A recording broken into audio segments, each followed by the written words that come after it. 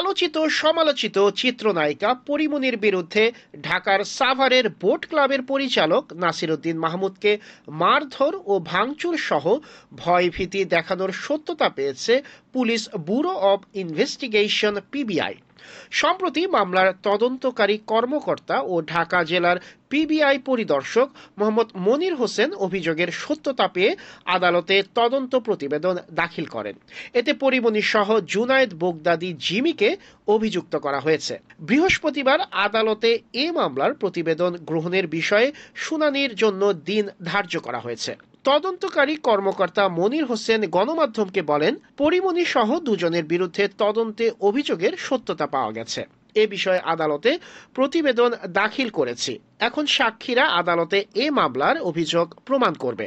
তদন্ত প্রতিবেদনে পিবিআই বলছে, 2021 সালের 8 জুন রাতে আসামি পরীমনি অসৎ উদ্দেশ্যে বাদী নাসির মাহমুদকে ফাঁদে ফেলে সুসম্পর্ক সৃষ্টি করে ঢাকা বোট ক্লাবের নিয়ম উপেক্ষা করে ফ্রিতে 3 লিটারের ব্লু লেভেল মদ পার্সেল নিতে না পেরে বাদীর প্রতি ক্ষিপ্ত হয়ে হুমকি প্রদান করেন।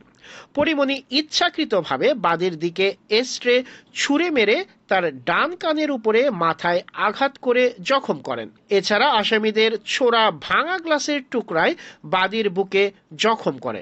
ক্লাবের বারের ভেতরে যত্রতত্র গ্লাস, কাচের বোতল, এস্ট্রে ইত্যাদি ছুঁড়ে ফেলে তাণ্ডব করে, যার ফলে আসামি পরীমনির বিরুদ্ধে বাদীর আনা 323/506 ধারার অপরাধ করেছে মর্মে প্রাথমিক সত্যতা পাওয়া গেছে।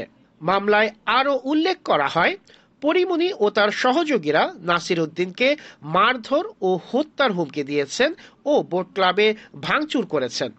এ ঘটনা ধামাচাপা দেওয়ার জন্য পরীমনি সাভার থানায় বাদী নাসির উদ্দিন সহ দুজনের বিরুদ্ধে ধর্ষণ চেষ্টা ও হত্যা চেষ্টার অভিযোগ তুলে মামলা করেন।